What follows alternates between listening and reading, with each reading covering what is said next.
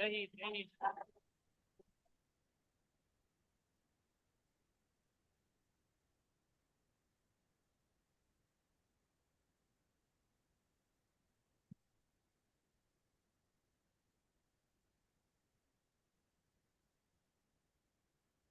are ready.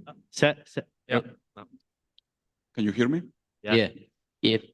Thank you. Now we are going to start with this press conference. Congratulations, FNATIC, for your victory. We are going to start with some questions here in the room. You go first. Hey guys, congrats on the win. Big win today. Alpha, you picked up the operator and the outlaw at the end of Icebox there. You were just taking people's heads off. Is that something you're going to keep doing lots of throughout the tournament? Yeah, I think pretty operator on attack is pretty strong, and someone is the abuse, and probably that's the player I'm gonna do it probably. Cool. Thank you. Thank you. Hi, I've got a couple questions for the Valorant competitive community on Reddit. For Boaster, why did you opt to pick a flashless team comp on Icebox? Oh, this comp is historically a good comp throughout the years. Something that is kind of close to the comp we were running right before with the Teo. We just swapped out the Teo for the Jet. I can't remember if we had a Gecko or not. Did we have a Gecko as well? Yeah. I can't remember, but it's a good comp. It works with our setup. It might not be as strong in like scrims, but when it comes to officials and people play like scaredy cats, that's when you get full value out of it. So as long as we've just shown that we can take map control, you don't need a flash on Icebox, really. Thanks. And for all of you guys in general, what is your expectation for the next game against G2? Will stupefying work on them the way it worked on Sentinels? Hell yeah. We get everyone here to stupefy with us next time. When we're on stage, we'll get everyone. We'll get the whole Krang. Gang even, not Krang. What's Krang? Thank you. Yeah. It always works. Yeah. 100% win rate. No. No. Texture, I missed him. He wasn't there. Yeah. Crashies, the last time we saw you on the international stage was against Bilibili, the infamous, 04. How does it feel to be back dominating on the international stage again like you once did? Obviously, it feels really special, especially to do it with these guys. They've just been like so awesome to me and just been brothers. So it just, like I said, this team is something special. And for me to be back again and just surreal moment for me. So it's lovely. Do you think you can go all the way? I think so, yeah. Oh, yeah.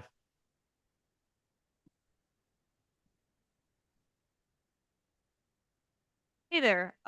Another question from the Valcom Reddit. I have another question for Boaster.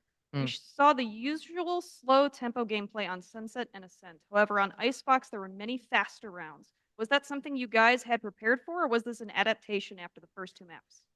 No, I think it's just we're playing the maps. I just think I can get really good reads, and our comps on every map aren't brute force rushing into them. We have to take our time, not die to like AWPs or anything, and that's what we practice. So unfortunately, it gets squeaky bum time when there's 20 seconds left on the clock.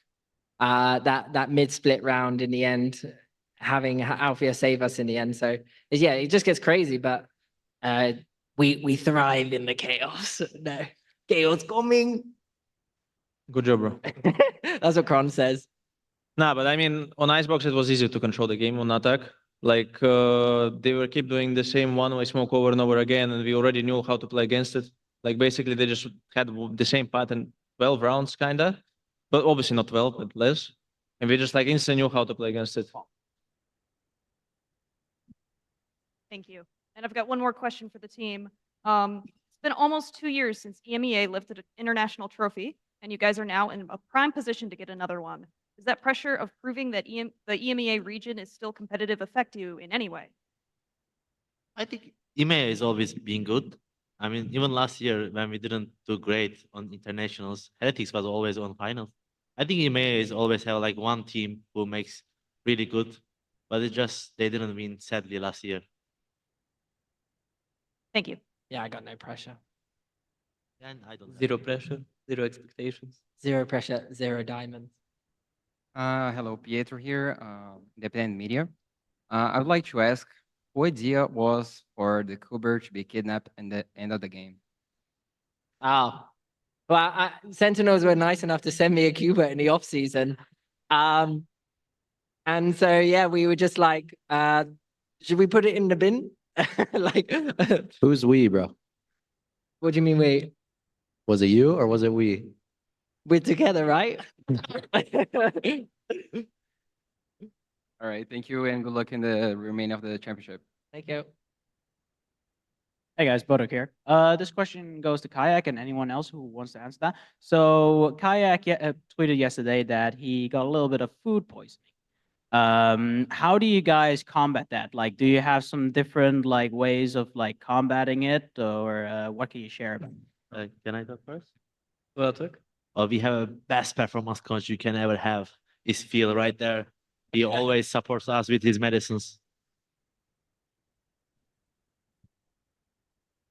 Yeah, I think it's a huge shout out for Colin and Phil because they were helping me pretty much whole day yesterday when it comes to like supplies and stuff and what should I do. What else? And I was just resting yesterday all day, 24 hours in the bed.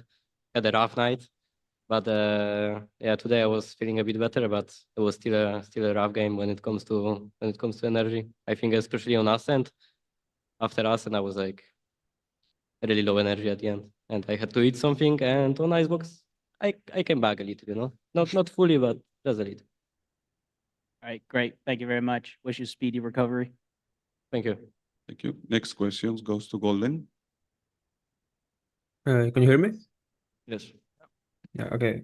First of all, Golden from RTLG. Congratulations, Fnatic, on reaching this victory. And I want to talk about your next opponent. That is going to be G2. The last time that you faced G2 was on, well, it was an off season, but in the season was on Champs 2024, and you eliminated them from that competition. So I want to ask you, how do you feel about this opponent right now? Because they made roster change, they made roster changes, and Fnatic also did roster changes from now. So you feel that the result is going to repeat, beating G2 again, or it's going to be more harder? I mean, obviously it's going to be harder since they're a very strong team. Everyone knows that they're kind of super team of NA at the current moment, especially considering they're the last stand of Americas. I would say we will be still ready for that. Like, as we can see in their previous matches, they obviously can struggle against anyone. Like even in GG match today, they trolled their heaven even to like they were in a huge advantages. I think like, and obviously they also can come back. Like in their last map, they just did insane comeback from 4-11. Basically, like we should expect everything and expect nothing. So yeah, we will win. What? Okay, thank you so much, and good luck in your next game. Thank you. Next questions go to Joao. Hello, guys. May I have two questions or no? Yes. So, okay. The first one is to Boaster. So, Boaster, what's the main challenge, bro, in an IGL battle against an experienced player like Jankos?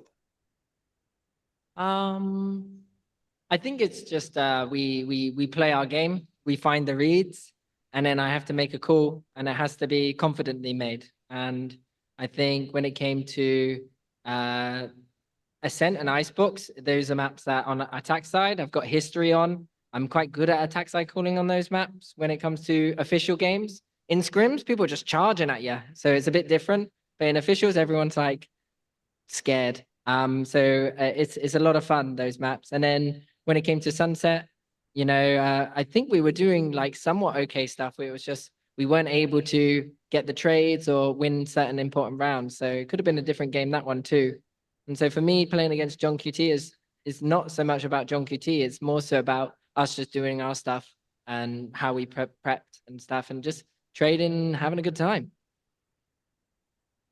Okay. And the next one is to the coach. What's the main focus for preparation? Looking ahead to the match against G2, the tactics and the stuff. I think we're gonna start with some nice rest. We've been going nonstop for like 9 days in a row now, I think. So that's priority number one. And then after that, it's just the usual. I don't think we're gonna do anything crazy where there's no like time to make drastic changes. So we gotta rely on the stuff that we've already prepared. And I'm sure that with whatever we have available, we can do some real damage. Okay, thank you. Good luck next map. Thank you. Last question goes to Pedro.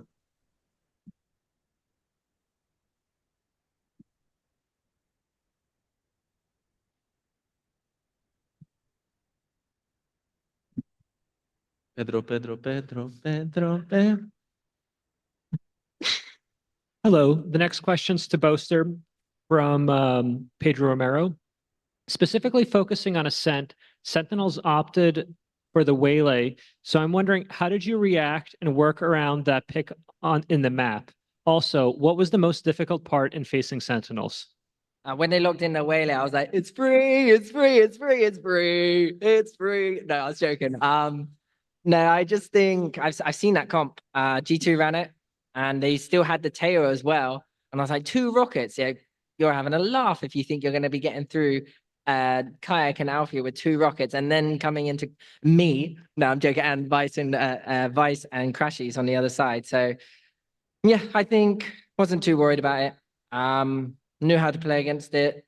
Did our thing. Got the reads. And then all it takes then is some miracle and someone shooting. And luckily we have our boys shooting.